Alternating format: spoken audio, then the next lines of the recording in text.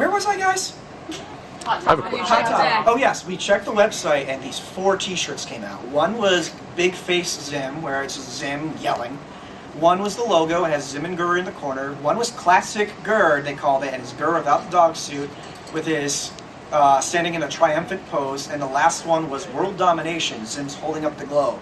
Super geek moment. You may remember that image from press material or the commercial bumpers. He's short, he's green, he's back. Invader Zim. Nostalgia. We came to the rightful assumption that we had some influence on it. Some. We're not that egotistical. Because those are stock images. The big face was used to promote the DVDs.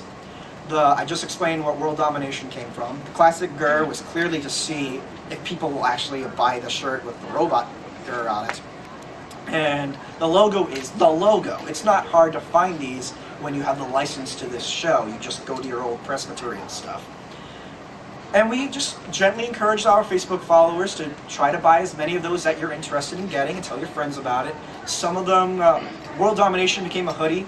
I love that hoodie. It got me a few dates. It was really nice. And eventually I did get in touch with an exec and we had a little conversation. And he admitted the shirts weren't selling enough. But I did notice a positive change. Like the kind of shirts I lamented didn't go away completely, but they balanced it out. They had actual quotes from the show associated with Gur, and I didn't feel horrible looking at Hot Topic anymore. I started being proud to walk back in. But my co-admin, Caitlin Jane, she took some initiative and went to WeLoveFine.com, noticed that they had a bunch of fan contests that were official, licensed endeavors. And she said, maybe you guys should do an Invader Zim one. This is who we are, this is what we do, this is what we've noticed.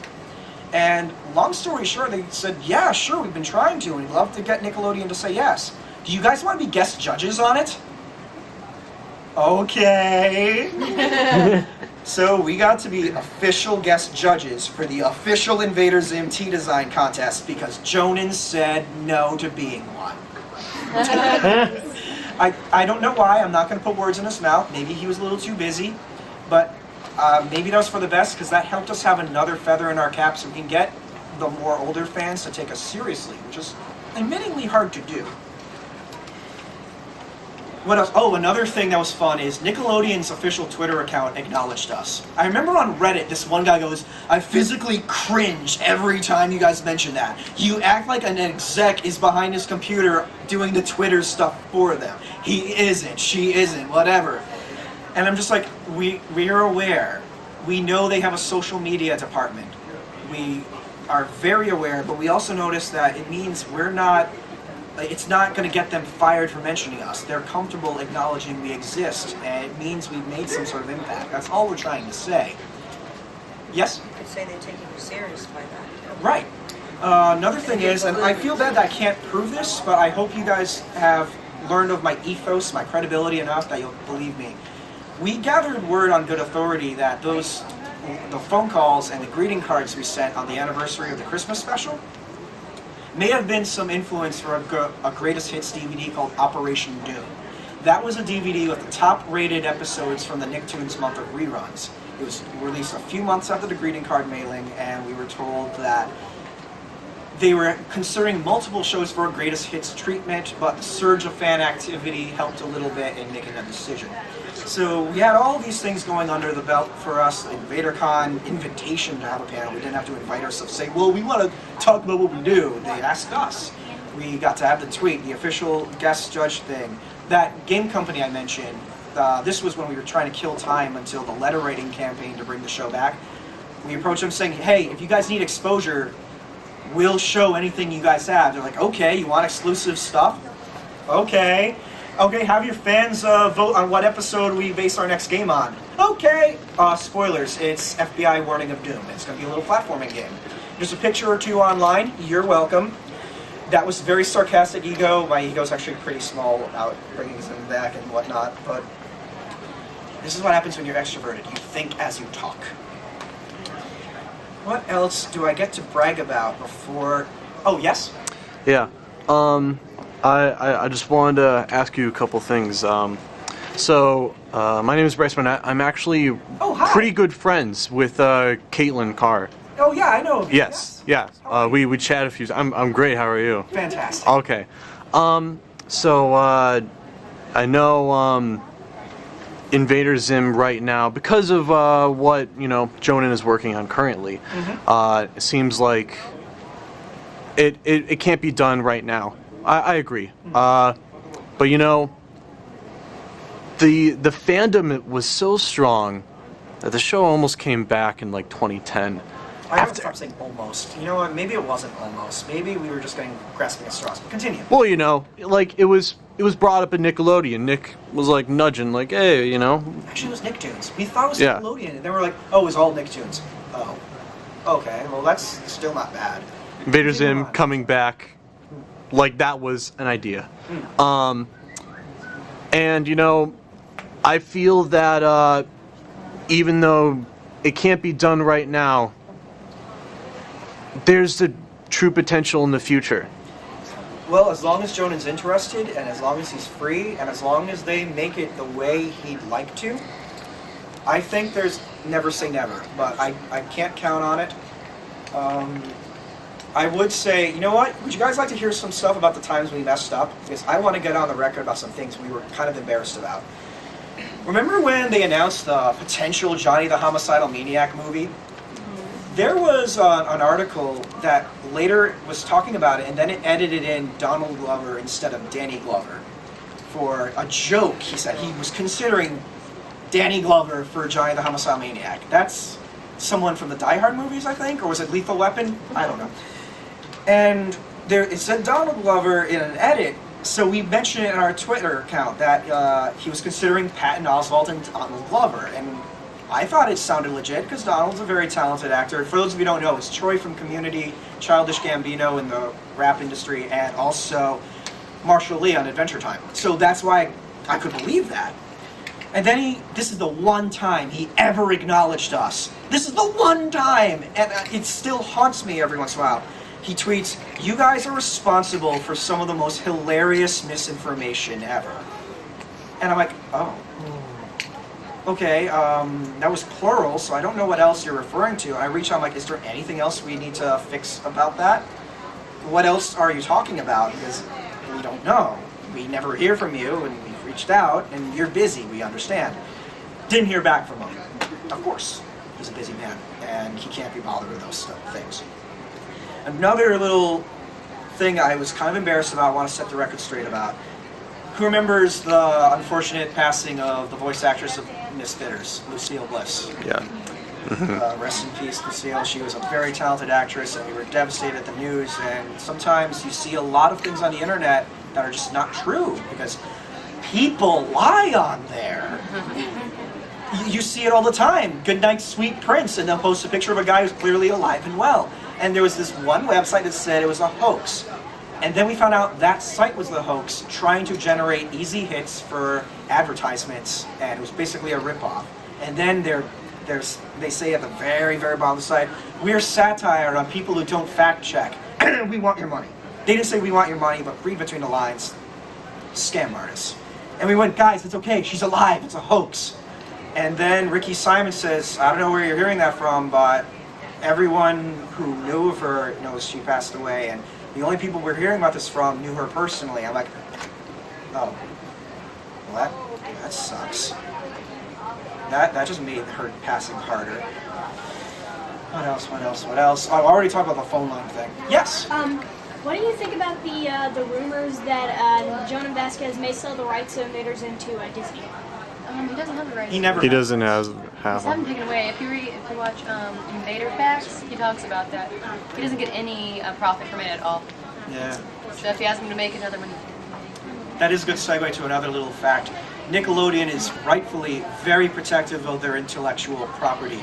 They lost Doug in a loophole, and I am apologizing for not memorizing this fact because it's not Invader Zim, but Doug was a property technically of the studio that helped make it, or the creator of it, and through some loopholes, Disney acquired it. Also, I don't know the story about how Ren and Stimpy got to... Wait, that other network is under Viacom, I think. That's why! Okay, but Nickelodeon is very rightfully protective. If you create something and you make money off of it, and it didn't work out for you because you didn't make enough money off of it, do you really want to see another company have it? So no matter what Cartoon Network's going to sell it for, they're not going to want to see it be used by someone else. I wouldn't want that. Besides, I see a lot. This is once again fans' humble opinion. Do not take this as fact. But a lot of times I see people say, "Well, it would have done better on Cartoon Network." I'll be like, "Yes, they would have been better with the edginess because they had other edgy programming. That would have been good for schedule. But budget-wise, not a Cartoon Network expert. Make sure that's absolutely crystal clear. But I gather that either back then or now, they might not have the budget Invader Zim needs. Maybe they do. That'd be cool, but they're still never going to get the rights. And honestly, content wasn't even an issue. It was just the fact that this show wasn't flanked by other shows like it. Because anytime Nickelodeon said, you can't do that. You can't kill a child in an elevator crash. Shonen came up with something better. You can't have a kid jumping out of a window. Okay, we'll do something better. The old people are too old, or something like that. And they go, no, actually I learned about this last night. People are teaching me about Zim things. Whoa. Someone said to me that Nickelodeon said you can't have the elderly people in Mega Doomer be too old. So they gave them teenaged hip clothes. That's hilarious. So working with Nickelodeon's parameters was really not a big deal. Jonan relished that challenge. Some of his favorite jokes came from that. So whenever people say, no, it would have been done better here, I go, I don't agree. I respect the opinion, but I don't. Other people say, what up? I'll get to that point soon. I don't want to forget about this. Apparently people keep saying, well, Comedy Central is a Viacom network. How about them? Do we really want to reinvent the wheel? Because the entire magic of it was that the writer of Johnny the Homicidal Maniac was entertaining your children. That's awesome. Do you want him just entertaining adults on a network that TV-wise 7 age range is not allowed to watch? I don't think that would work out. It takes away the magic, but that's my humble opinion. Maybe it would have been cool. Or it would have been like the Ren and Stimpy revival, where not even their hardcore fans liked it. Not even though John Cristofalusi, I hope I didn't butcher his name, did it the way he wanted to do it, and people still didn't like it. Your question. Something that just came to mind. Are you aware of the Legend of Korra? Oh, and Yeah. Okay. So yeah, have you heard about the big news story about it a couple days ago? if let's see if I got my facts right. Also, I gotta look at the time. I don't want to steal things from Eric. Apparently, the episodes have been pulled from scheduling. I will admit I don't know why. I also heard a rumor. You know what? Forget that rumor. What if I'm wrong? Forget it. But apparently the episodes are going to air online instead, and they'll still make the money because have you seen Nicktoons air Zim episodes on their site? They still have fun little advertisements for things that are not relevant to a college student. Some monkey thing. But yeah, as you're saying. So yeah, just kind of, I think about the fan base of The Legend of Korra as well as Zim. There's a lot of like crossover there, and I'm just thinking, if Invader Zim were to come back, would it be successful? I'm just thinking budget-wise, Korra and Zim are kind of similar. How much CG that they use, just kind of. They're both very big budget shows, and it's not that big of an audience compared to other programming on Nickelodeon. If Zim were to come back, would it just exist through digital distribution? Maybe. A lot of times that idea is thrown around. That's an idea that's ultimately up to Nickelodeon. There was a company that I was learning about, and they're still trying to get off the ground, that their dream is to get the kind of business model that Netflix has about getting Arrested Development and finding a way for all involved parties to profit. They wanted to have a site where the fans give measurable proof that the show should get back in production. They just buy the airing rights. The studio still makes the show, and everyone gets a piece of the pie. Honestly, I really don't know if it'll work. It's actually the company is called Show Must Go On TV, smgo.tv. They were interested in Zim. They were, like Operation Head Pigeons, they were having a hard time getting people to take them seriously. I wish them all, no, I'm not going to wish them all the best of luck. That's sarcastic in my world. Deepest regards to them in hopefully they can change the landscape of canceled shows. It's still ultimately up to Nickelodeon, and I'm not an exec. This is fans' humble opinion. I would hope that maybe Jonan can get the permission to continue the characters through a few little comics.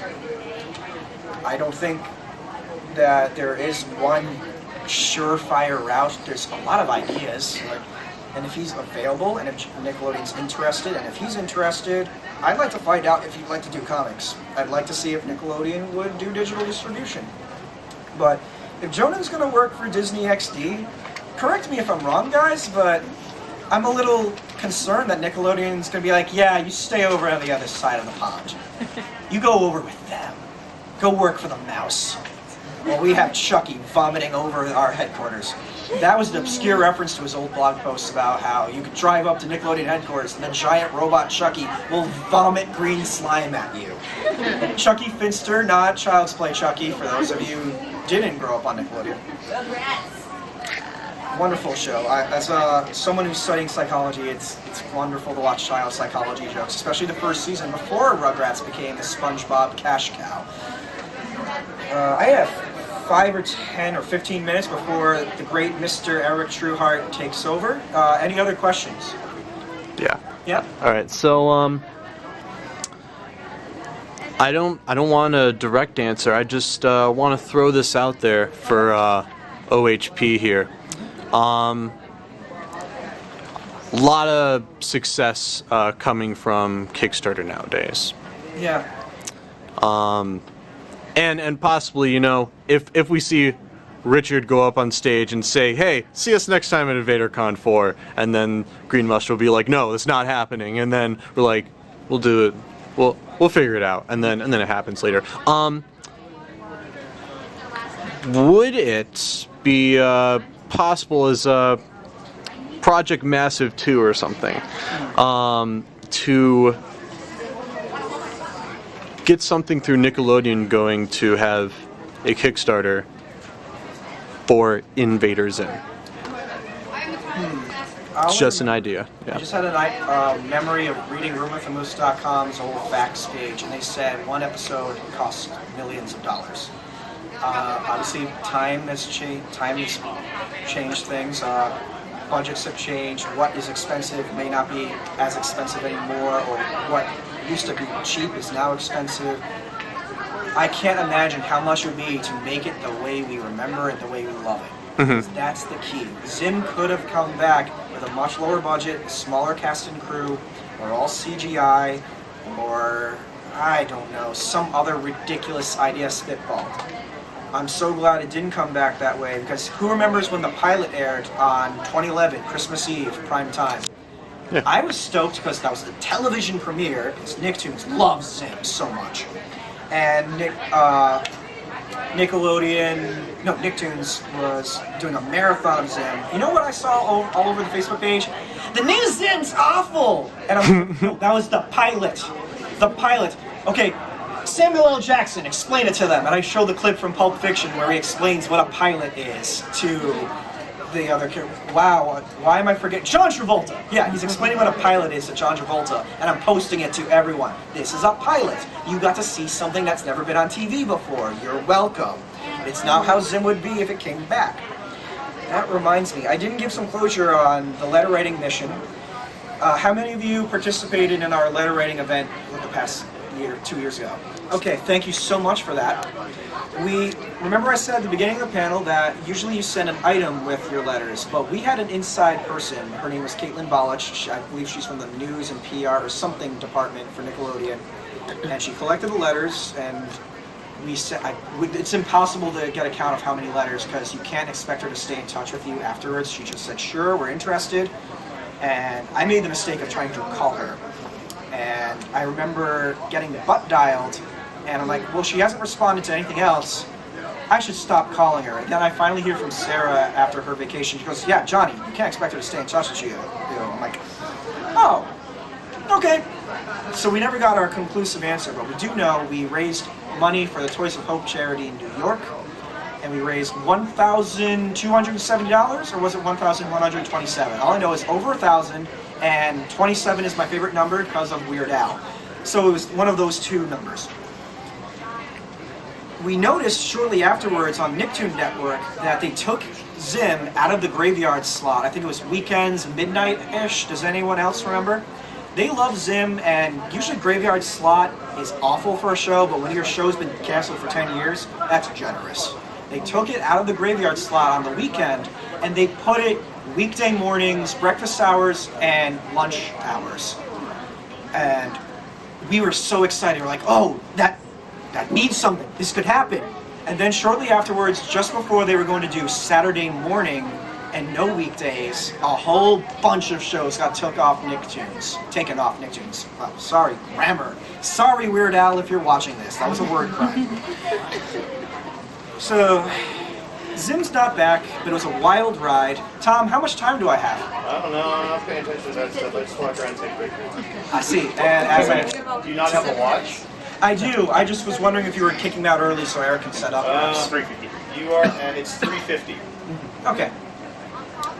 Anyways, we got excited, and Nicktoons stopped airing it with a bunch of other shows. We tried not to freak out, and we went out to our different connections we've made over the years, and I said, can you tell us anything off the record? Which is staying off the record. You will not be able to torture me with that. Not even waterboarding will get what I heard out of me. Sorry. Oh God, now someone's gonna waterboard me tomorrow. But we gained some knowledge, and some of it was intriguing, but it was just ideas being spitballed around. And then we heard some things, and we started to realize, you know what, I think we should move on.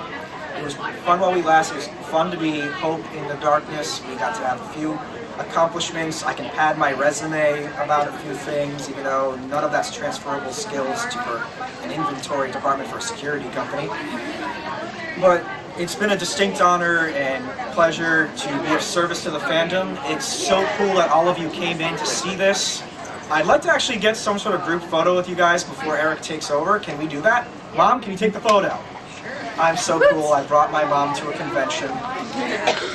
We went to see family at DoomCon. She had such a good time, she wanted to come again. So I'm like, okay, let's go.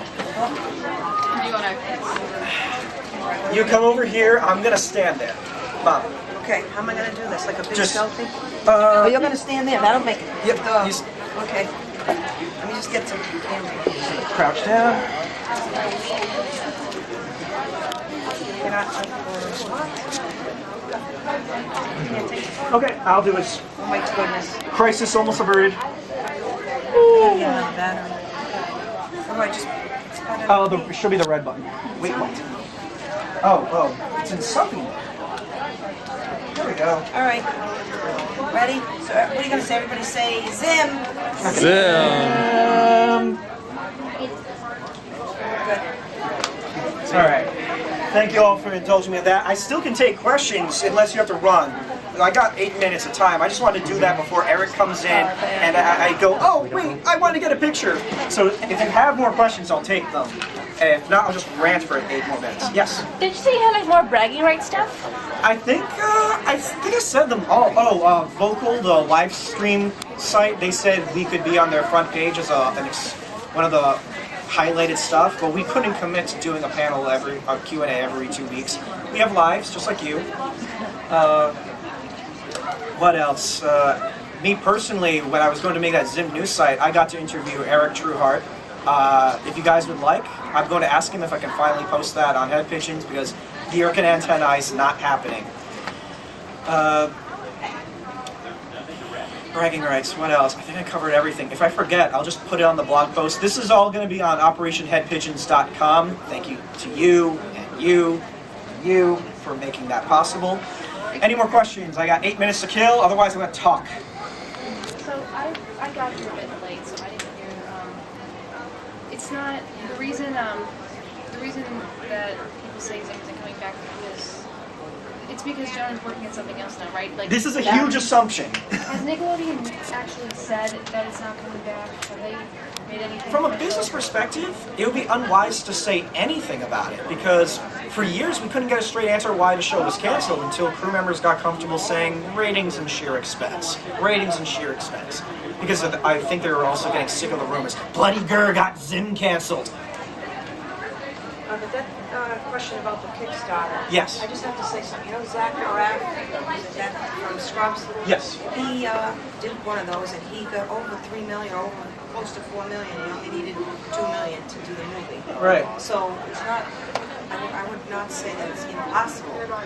It's just another really good avenue to try. I gotta say though, Kickstarters in general have been getting a lot of flack because it was meant for people who have no way of making that money to get money, and now companies are like, fans Fans have fund it for us. We don't feel like spending money, so you pay for the things you want to see, and people got a little annoyed by that. It's not Zim Productions asking that. It's the fans that want it. This is true. Yeah. I mean, we did this. This is true. But it's very complex. I don't know what we would be able to buy in terms. They're never going to sell the rights to the fans. I can't. That would happen after something amusing besides a Zim relevant pigs flying thing, because pigs do fly in Invader Zim. A reason why the Kickstarter probably wouldn't be too well is because the demographic that Invader Zim is now is towards like people in their 20s or in this area where they don't have a supporting job to where they can put their money into it. You know, you got people in college who are putting all their money into that. You know, the people who have come to InvaderCon should be quite, you know, happy that they've been able to even put their money into this. Kickstarters can be funny though. I mean, a guy got $10,000 the other day for making a potato salad. Yeah. Yeah. That satire thing that went pretty far. Well, Yeah. I mean, you have fans even in Australia. We met people from Australia that came to California. yeah, people are willing to spend their money. The best way to support Zim coming back is just keep giving them measurable proof, because money talks. Unfortunately, merchandise sales isn't enough to bring things back, especially if the stuff is really casual oriented, I suppose. Like, I like big books and I cannot lie. Yes, you had a question. You. I wanted to know, like,